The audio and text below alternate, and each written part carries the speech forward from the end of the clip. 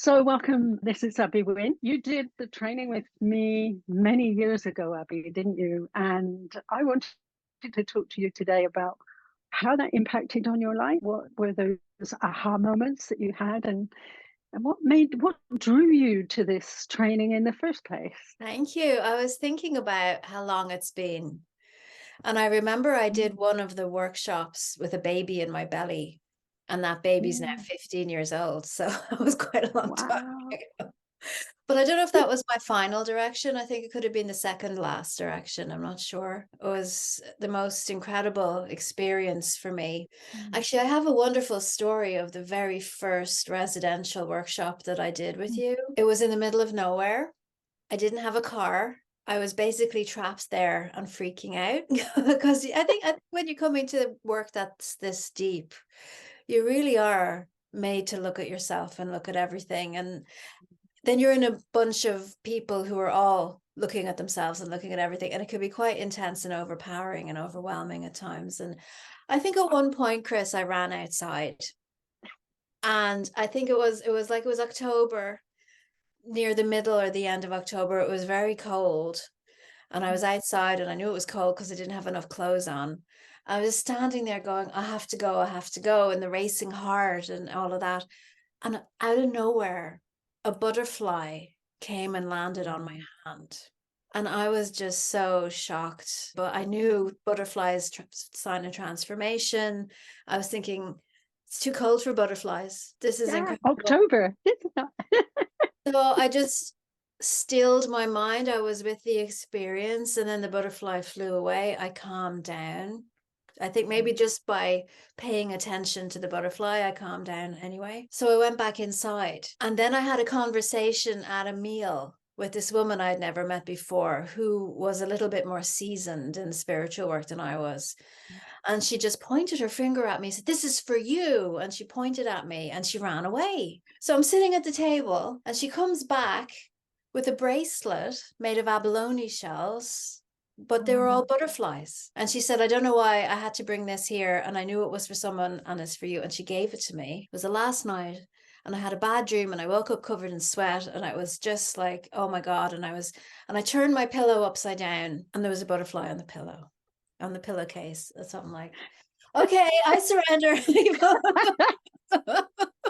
You couldn't make that up, could you, Abby? If Well, you I was just tried, gonna you couldn't say, make you couldn't make that up. It was just no. one thing after another, it was just unbelievable. So I know I'm supposed to be here. I give, so whatever No. about the magic that happens in the class, the magic of just being present at some of these workshops are just incredible. Yeah. So that was a real aha moment for you in a way, because it's the butterfly telling you this is about metamorphosis, it's about change, it's about who you could be.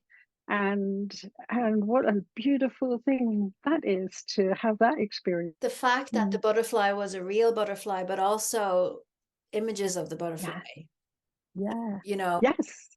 because I've seen that That- happen in client sessions since then, where mm, it was again the middle of winter in Ireland. And I said to the woman, "So, how are you going to manage between now and next week?" And she's going to ask for a sign that everything's okay. mm. So, let's agree on the sign now, what the sign is.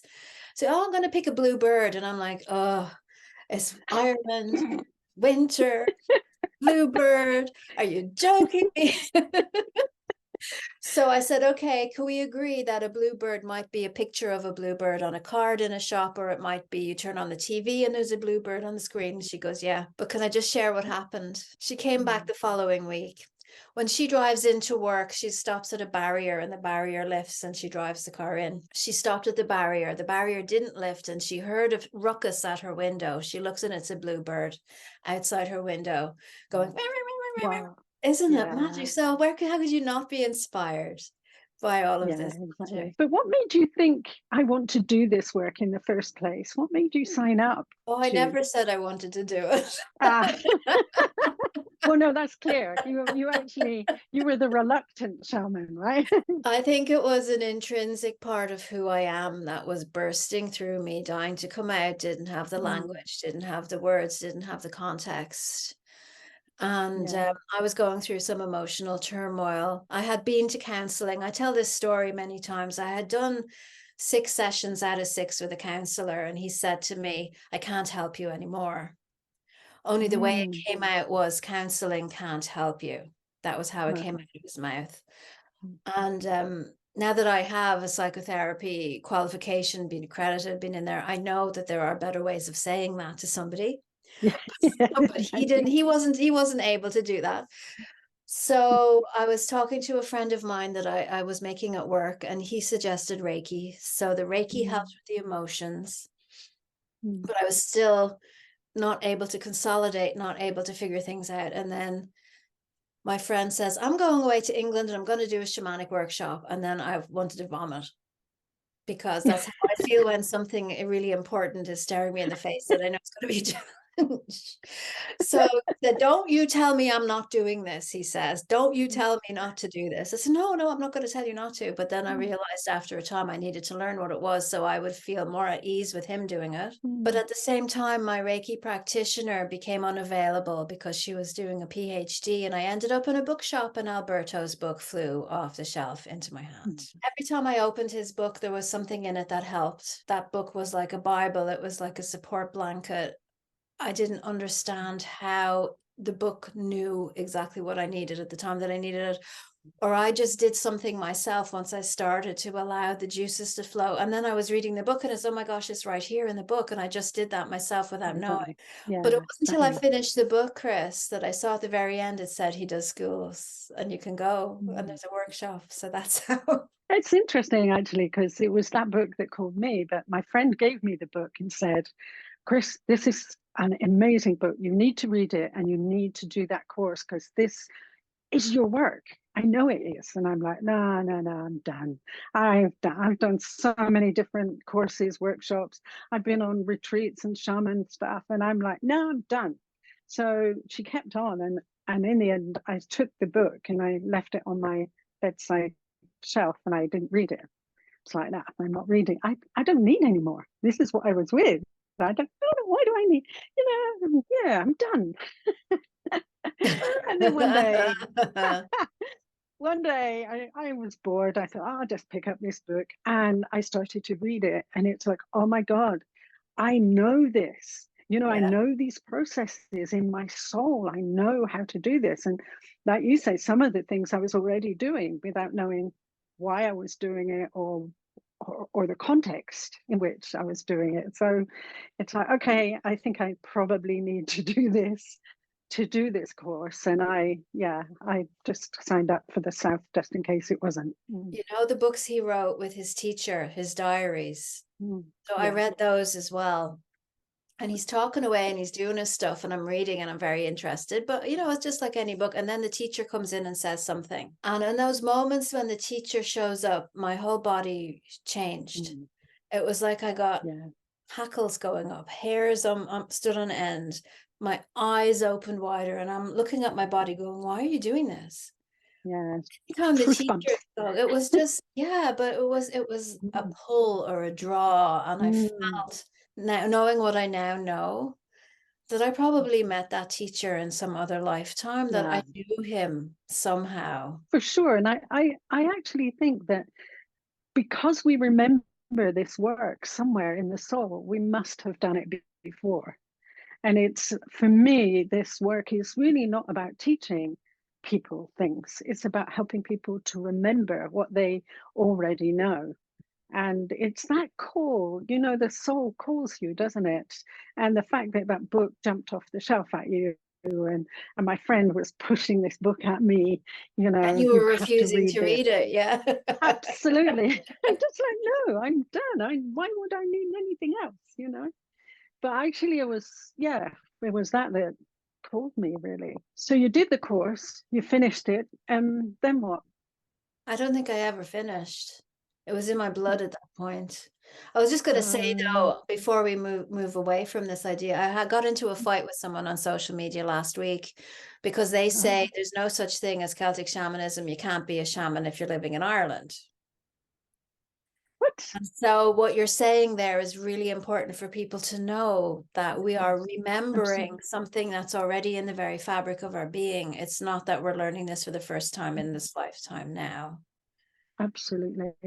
Yeah, absolutely. And actually these labels, even the label shaman has got a lot of baggage attached to it that, you know, for me it's ancient wisdom that it doesn't matter what label you put on it, it's still ancient wisdom that is deep within our bones that we know already. And it's time for it to come back. What have we got otherwise? What kind of eldership have we got? What kind of teachers Yes. have we got? We You need a know? renewal of respect and Yes. acknowledgement towards, because we're doing a fusion, I think, of brand new information that's coming through from Yes. cosmic origins, Mm. fusing with this deep wisdom of the elders for generations and generations. And it really feels Yeah. like that's the time right now, is to bring the cosmic and the old earth medicine together, and to open the mind to that. And And yes, actually, when you talked about the cosmic side of things, the bringing together of the cosmic energies, the information that's coming from the stars, actually, every time I go to Peru, and I go every year, I understand absolutely that the shamans of old always looked up to the stars to bring new information in,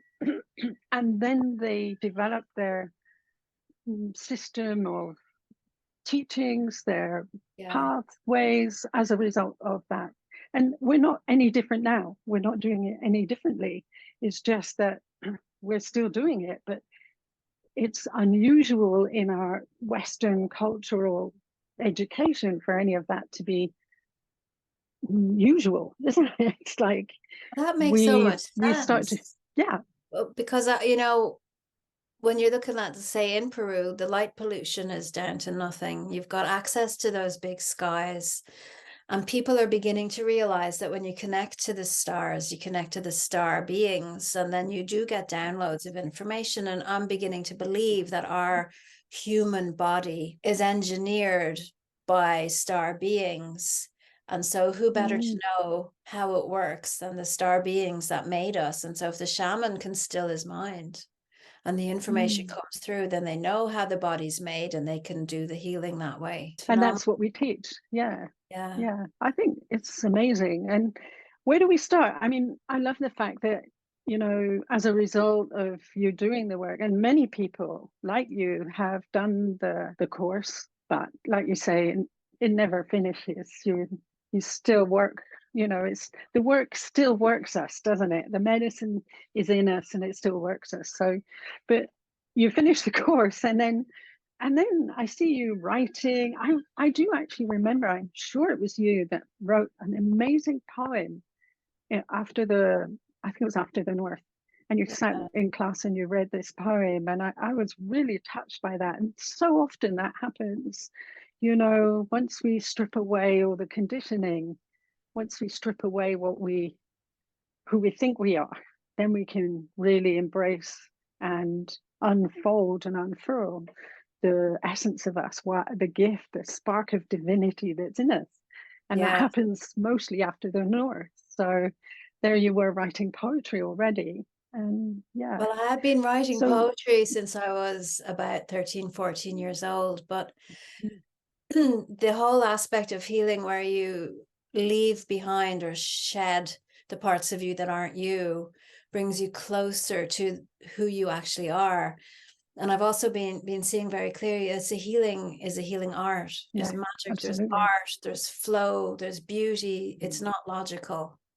Yeah, And absolutely. so when I finished the shamanic training, I also finished my psychotherapeutic training. So I was doing them Ah, in parallel. And I mhm. had my Reiki master training too. That's This, kind of this, overload. this is my novel, right? I've always wanted to write a novel. Ah, I've written yeah. a trilogy. And this is Yeah, Marissa. nice.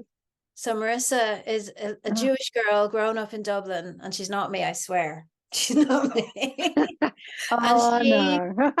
she studies psychotherapy, gets drawn into shamanism and does Reiki at the same time, and goes through a whole thing that I went through, but it's not me, I swear.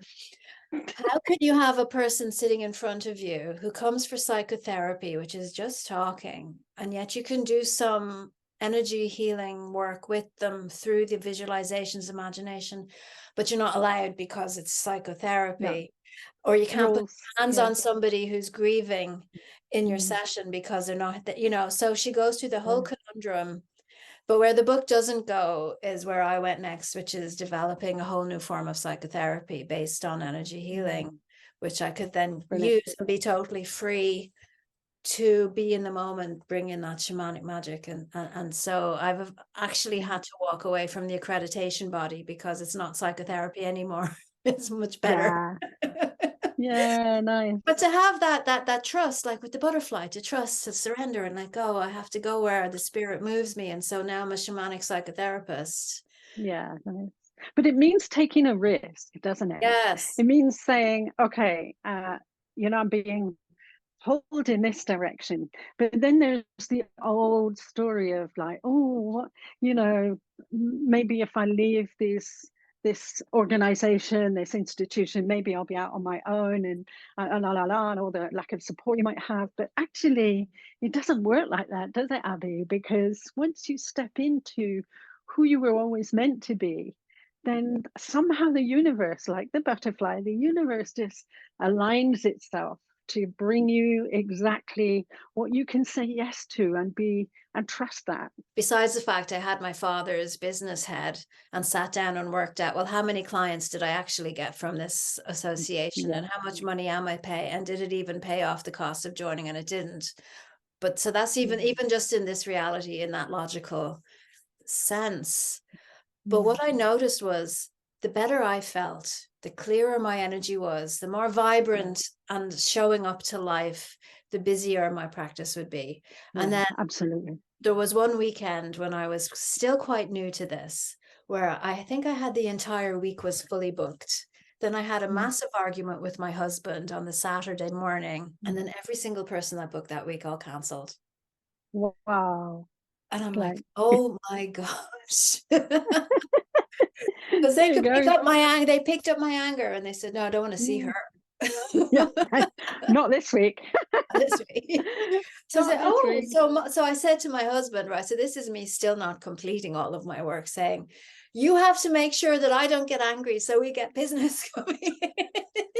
Oh yeah. I hope he held up a And it's mirror to all you. your fault. Yeah, right. Come back to class. I know, it's funny. It's really funny. Yeah, but it's true. That's what happens. If you're not in the right space, you can't work, and the universe will just do that. And that's a lovely thing. This is why we do our personal work. We're constantly doing the work that we teach. Yeah. And our shadow work as well, all the am I going to believe my own publicity kind of stuff, that makes you become some egocentric I don't know what, and that really worries me about a lot of you know people that do this work. They start to believe their own, I don't know. I don't know. I think people are becoming a bit more savvy though, and they can I see hope it so. quicker. They can see it quicker. And something I learned when I was doing Reiki, which my father and his business head really could not get his head around, was that there's no such thing as competition in the circles of Reiki practitioners, because people go to the practitioner that has the frequency that they need at this Yeah, time. And absolutely. if you're doing that from the path of non-attachment, then somebody Mm, goes to me for 2 or 3 sessions and then they go to someone else. I'm not going, she took my client from me. I'm going, no. they got what they needed from me, and then they're moving on to someone else who has what they need. Yeah, yes, and it's true because in a way I've taught hundreds of people. Many of them are now teaching or got their own school or got their own setup. And I was writing something yesterday because Don Pasquale, who's one of our shaman, who I really love, he's so sweet. He said to me recently, "You're the abuela de los Incas," which means grandmother of the Incas, because I've taught so many people. Yeah, I'm the grandmother of in Europe of the Inca people. Through you and your teachings, how many people have been healed? You know, it's again, God knows the answer to that. You don't need to know. And I love that. Actually, I was away Exactly. for a weekend for my anniversary with my husband recently, and we were walking through a little town of Kinsale, which we hadn't been to before. And there was a health center. And on the wall of the health center, one of the practitioners was a shamanic practitioner. And I just got this feeling it was from the same family as us. And I'm thinking, oh, I wonder, did Chris train this person? I bet you she did, you know. But it was beautiful to see that, because Yeah. he had Munet in his title. Munet was Oh, the name of his Mona. practice. Yeah. And I just thought, there it is in public. Mm. There's a GP here, there's a physiotherapist there, which is pretty mainstream, and then here we have a shamanic practitioner, all in the same building, all with their little placards out. And I go, that's the way it should be. And in a way, for example, in Romania, I have physicians, GPs. I Oh, have guys that are consultants in hospitals who are teaching. And one of them said to me recently, he's like, I can't openly say that I could, do all the practices, but I can teach my students the attitude that sits behind everything. And I thought, isn't that beautiful? Because he might be, I think he's a surgeon and he works with intestinal stuff. His clients are wanting to be operated on, let's say. yes. So he can't convince them otherwise. But what he's doing is teaching the students that he teaches a different way of working with people, a different attitude. And I love that. So we've got psychotherapists, we've got surgeons, we've got homeopaths, we've got doctors, physicians, all and they're all in Romania. They're all free to do and they're all signing up for it. In England, it's a little bit different because doctors are very, if I've got a friend who's a GP and she's like, if I do any of these processes, I will get banned from my practice. I don't know, And, isn't it bringing a deeper there's, layer of listening, though? You're listening at a different level yes, on this. yes, You know, yeah, and I was absolutely. about to sneeze there, which I thought was really interesting, because I offered to train the teachers at my girls' school how to actually do a check-in, Mm, because they do a check-in every morning, wow. check and connect. And how do you feel on a scale of 1 to 10? And they're not doing it properly. They're not listening. Yeah, They're not feeling into no, it. They're just, first number comes off the top of your head and the kid just says what they want to say just to get the teacher off their back. So I said, yeah. so they were going to do a workshop with me on how to actually get a proper reading from the children. They didn't take me Mm. up on it because they're not ready yet for that. And I think things are changing, Abby, actually, exponentially because the systems are crumbling Yeah. and they're not really serving the education system, not really serving the children of today. The health system is not serving the people that need it. So we're in a process of transformation and transition. And I think it won't be long. I hope it's within my lifetime that we I think see so. I some mean, of we've these got the People's practices Health coming in. Alliances coming on stream, Yes, particularly in yeah. the UK, and we've got Tess Larry's group.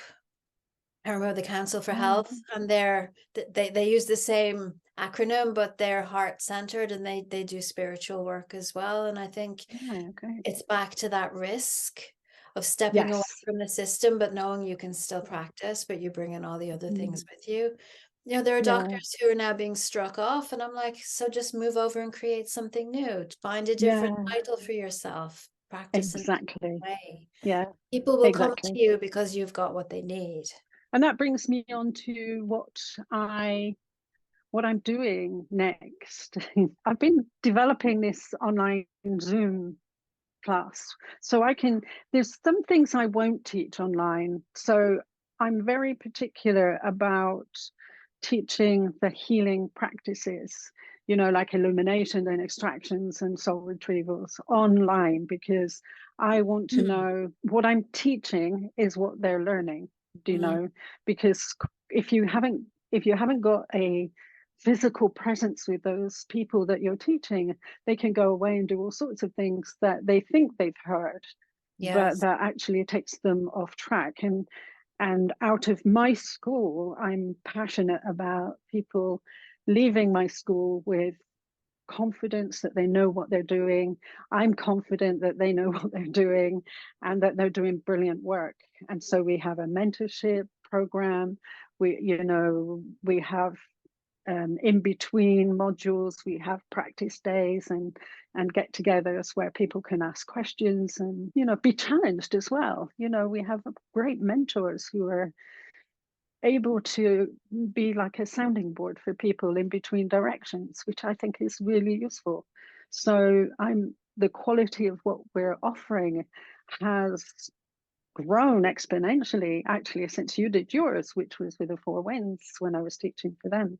It's a completely different kettle of fish now. It's like I know, you but the can thing go that away always from shines through from you, though, is your high integrity, high mm, levels of integrity, which is what attracts me to you always. I mean, you're always looking to make sure, there's that holding and that duty of care, which is yeah, really taught to the nines in something like psychotherapy. But you could go mm, into any old shamanic class anywhere and yeah, not get that. I yeah, once did exactly. a weekend workshop with a friend of mine, and it was about listening to the land, finding a power spot, connecting at a deeper level to spirit. That's all it was about. Mm, And some of the students that came to me were graduates of a medicine wheel. In explaining something to them about something that we were teaching, I inadvertently threw out a one-liner that explained what the medicine bundles were and how they all worked. And then we were out in the land, and three of them came up to me and said, in that one line that you explained, now I understand what this is and why mm, and how. And they'd already graduated, but they still didn't really understand. So you get that I difference know. of the depth of the holding and the understanding. And Yeah. that's why it's really good that you're not teaching everything online, because it's easy to Yeah. misunderstand. Yeah, not just misunderstand, but re repatriate the teachings into your own thing, to add things or take things away.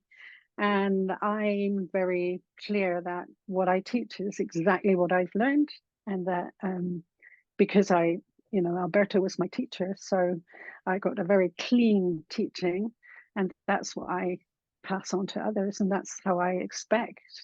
I've got a team of people both here and in Romania that hold that kind of note as well, so people can go through the wheel knowing they're really held, really supported all the way through.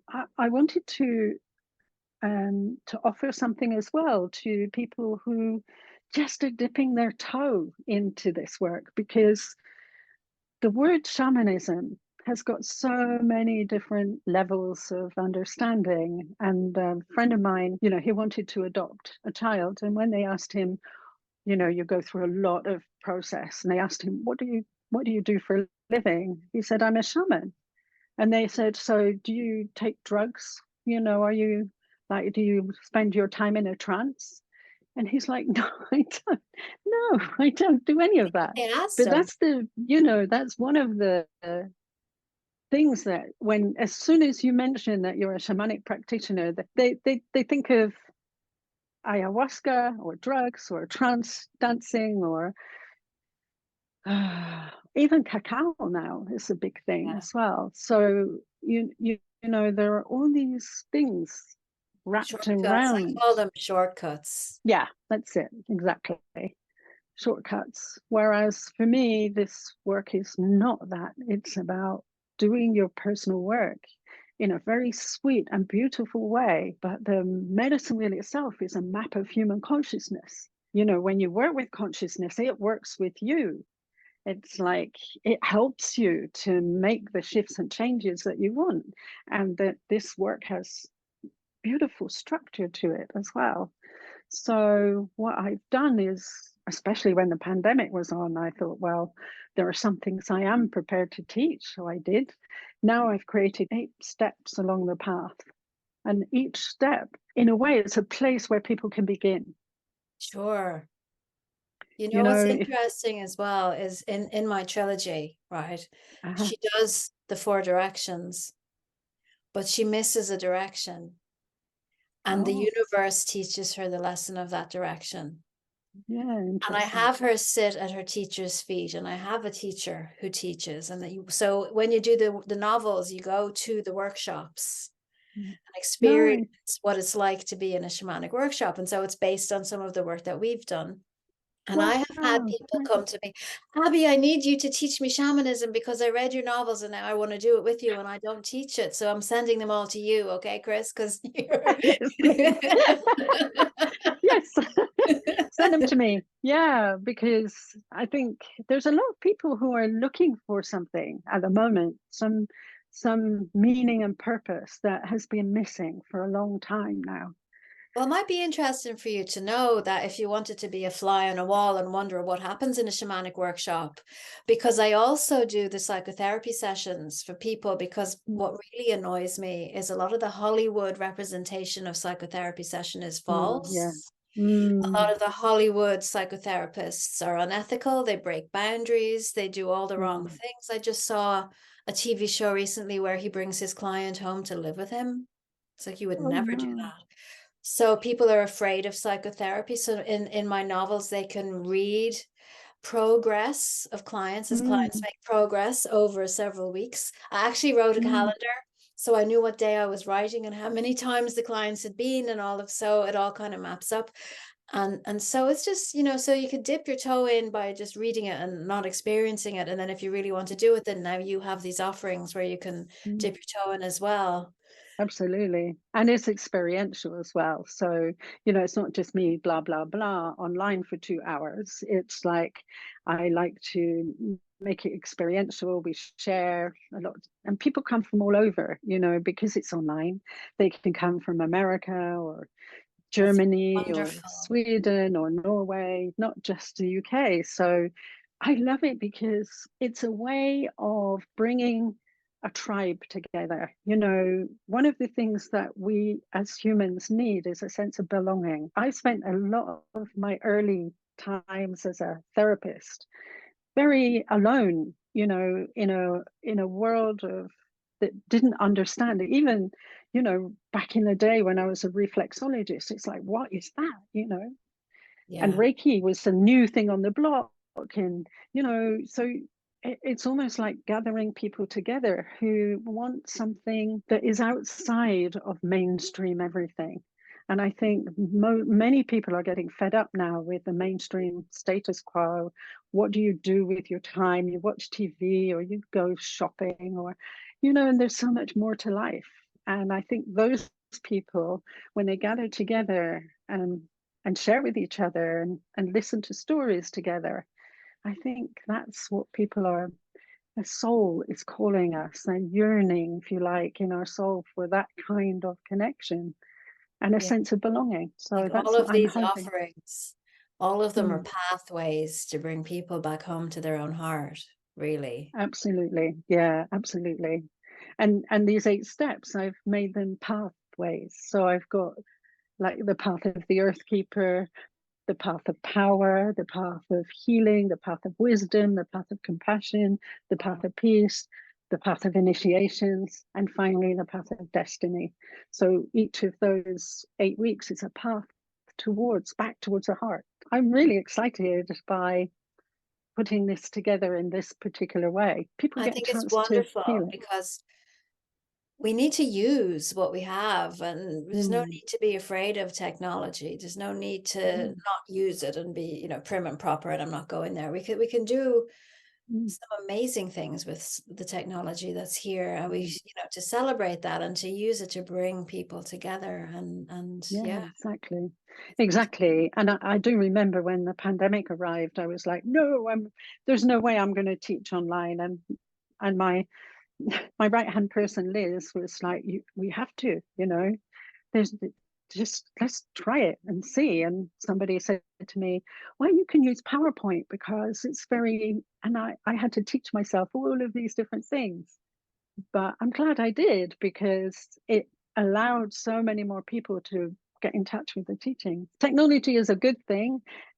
if it's used wisely. And I I think think so. I mean, I'm recording my books. I've just finished recording the second one. My son mastered them. We set up an Audible account, put it in. Somebody just saw the cover of my Audible book, went and found my website. They didn't even read the book, and now they're doing a healing program.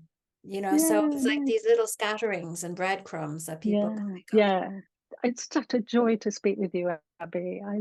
I love the connection that we have because I sit back and I see what you're doing in the world, and it brings me such joy because you're out there, big time. Well, so are And you, yeah, and I'm hoping now that my books will bring more people in, not be as afraid as I was. I'm sure universe will still give them their little signs of butterflies and things if that's needed. But there are things that need to be held sacred. There are things that we should yes, not talk about online because mm, they're important and sacred. And shamanically also, there's power in not sharing everything. yeah, But having said that, there are things that have been misspoken about that people don't really absolutely. understand, and they need to Mm, learn more about that. So that's yeah, what I'm exactly. doing. I mean, I've written the how-to books, and now I'm writing through story because I really do think that's how people learn. And as you've said yourself, you sit around and Mm, talk and tell stories, and stories are really mm, important. The weaving of all of the elements that bring us to our mm. humanity and to our heart. Yeah, and we are story makers, aren't we? We weave stories, but then as humans, we are story. We are full of story. The Mm. question is always, what story do we want to live? And Yes, what story can we say, we're done with that because, we need a new story for humanity, don't we? we And we've just do. been repeating the same old story over and over again. And I'm like, I've just finished a course in Glastonbury called The Mythic, where it was like we need a new story, a new myth for humanity. And what came out of those 5, 6 days together was really beautiful. It's all about the village in here and our village, and how we can come back to our heart over and over again. No matter what happens in the world, no matter what happens in the village, we just come back to the heart and the village comes back. It's just, oh, And what I mm, found also with the psychotherapy is working archetypally is so mm. amazing, or the archetypal energies of different personalities, characters can be better understood through the shamanic work. What I found was really missing for me was the archetype of the vibrantly healed person. Oh, Because yes. nobody in, let's say, in Mm, mainstream can actually no. visualize that. So they know where they're Mm, going. So they can say, I can do this, it can be me. mm. So we have to forge those pathways. So in anything that Absolutely. I would Mm, do, it's like, how do you look when you're healed? And there's all this misconception because it's the ideal, and I'll always have to show up, and I always have to mm. smile, and I can't get angry, and I'm not allowed curse. And I'm like, that's a pile of shit. You can be yourself. You're allowed to feel like shy if you're healed. You can just take the day off, and you have to be and just to create Yeah, that. So that's the shamanic way yeah, of dreaming things into being, is you have to really see it so that you can map yeah. the pathway between here and there and then create that. And it's Absolutely. And also, and to experience it as well. I mean, we talk about, and why I love this particular version of shamanism is because as I've got to know the hero, the shaman, the lineage that we work with so well, what I realize is they're so not interested in the past. Their interest is always in who we are becoming. And so our focus is always on that, not on the old story, but who do you want to be and who are we becoming as we strip away all the things that we're not. And for me, that was like, yes, that's what I want. Because all the other, and I have studied all the other types of shamanism that you could label, like Native American, African shamanism, Celtic shamanism, but they all hold somewhere in their art or in their stories the wound of what happened to them. mm, Whereas with our shamans, they saw the arrival, if you like, of the conquistadores when it was the whole world turned upside down. They saw it not as a problem. They just simply took their medicine and went up into the mountain and left it there, kept it there. It's like, okay, well, we don't know how long we're going to be there, but We're going to hold our medicine safe and secure up here, out of the way of these In the people. mountain. Yeah, there you go. And Exactly that. there's the shaman woman on the Yeah, spine. nice. So Yeah, brilliant. yeah, it's Exactly that. you know, it's coming through. It doesn't matter if you're in South America, if you're in Ireland, if you're in the UK, if you're in America, if you No. connected to those lines, like the song lines, like they say for Australia, Yeah, the songs are exactly. waiting to be sung. We need to sing loud and free and not afraid to have our voice heard. And that's why we're being Yeah, shut down, because the power yeah, is you know, we're yeah, going to pass through. It's not going to last for long. I have a feeling, yeah. you know, I keep hearing 18 months. So maybe by the end Mm, of next year, we'll be over this suppression period where we can burst out of that. mm, So if you can't wait, yeah. go to Chris's class. You really need to do it. Thank you. Thank you for that. And read your books. Yeah, well, I don't know I, if you I, read them. Maybe you'd enjoy it, because she does go to Peru. I think, yeah. Yeah. Yeah, I will. One of the things I loved was when I saw the new one that you wrote, the journal, the everyday. I really, I haven't actually bought it, but yeah, that's One the day one. at One a day at a time. time. Yeah, I this is the think that first is time I've such a had to good do thing. it myself, because I had a traditional Mm, publisher.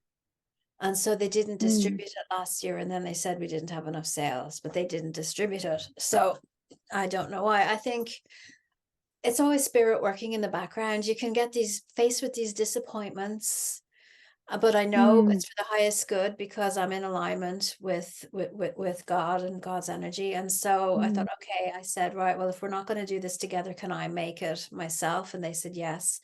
So then I could do all the mm. interactivity and take it up to the next level, which I don't think they would be able to do. So Yeah. wonderful. So I think we should finish now, although I could go on talking to you forever.